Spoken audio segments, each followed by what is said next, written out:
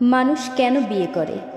উত্তরে বলবো শারীরিক প্রয়োজনে, বংশবিস্তারের জন্য এবং শেষ বয়সে যেন সন্তানেরা দেখাশোনা করে।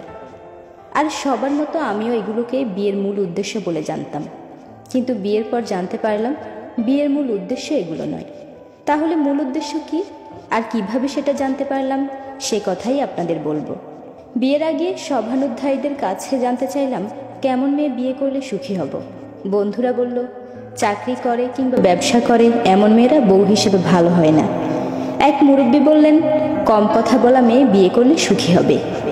পাড়ার এক বড় ভাই বললেন, উচ্চস্বরে হাসে এমন মেয়ে বিয়ে করা যাবে না। প্রতিবেশী এক আঙ্কেল বললেন, বাইরে ঘোরাফেরা করা মেয়েরা ভালো সংসারী হয় না।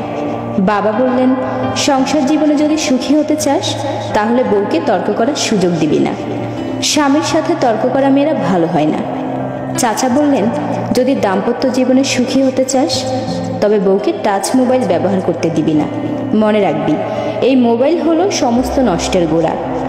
বড় মামা বললেন, বউকে অন্য পুরুষদের সাথে মিশতে দিবি না, কারণ অন্য পুরুষদের সাথে মেশা মেয়েদের স্বামীর দিকে মন থাকে না। সেজ কুকু বললেন, বিয়ের পর বউ যদি পড়াশোনা করতে চায় তাহলে অবশ্যই পড়াশোনা করাবি না। পড়াশোনা করালে দেখবি গোপনে ক্লাসমেটের সাথে প্রেম করে ফেলবে। ছোট চাচা বললেন, বউয়ের সাথে হাসাহাসি করবি না, তাহলে দাম থাকবে না। এমনভাবে মিশবি যাতে তোকে ভয় পায়, তাহলে সুখী হতে পারবি। উপরোক্ত জ্ঞানগুলো নিয়ে বিয়ের জন্য পাত্রী দেখতে শুরু করলাম। অনার্সে পড়ে এমন একটা মেয়েকে ভালো লাগলো, কিন্তু সমস্যা হলো মেয়েটা বিউটিশিয়ান, তার একটা পার্লার আছে। সম্বন্ধ যে এনেছে তাকে বললাম, মেয়ে যদি পার্লারের কাজটা ছেড়ে দেয় তাহলে বিয়েতে আপত্তি নেই। পার্লারের ব্যবসা বন্ধ করতে মেয়ে রাজি হলো না, কিন্তু বাবা মার চাপে রাজি হলো। তারপর মেয়েটার সাথে আমার বিয়ে হয়ে গেল। বিয়ের রাতে মেয়েটাকে ভারী গলায় বললাম, কথা কম বলবে, উচ্চস্বরে হাসবে না, বাইরে ঘোরাফেরা করবে না, পুরুষদের সাথে মিশবে না, আর আমার সাথে কখনো তর্ক করবে না। তারপর ওর টাচ মোবাইলটা হাতে নিয়ে বললাম, এই মোবাইল ব্যবহার করা যাবে না, তোমাকে একটা বাটন মোবাইল কিনে দেব। সে হতভম্ব হয়ে আমার দিকে চেয়ে রইল। এরপর ক্ষীণ গলায় বলল, আমি পড়াশোনা করতে চাই।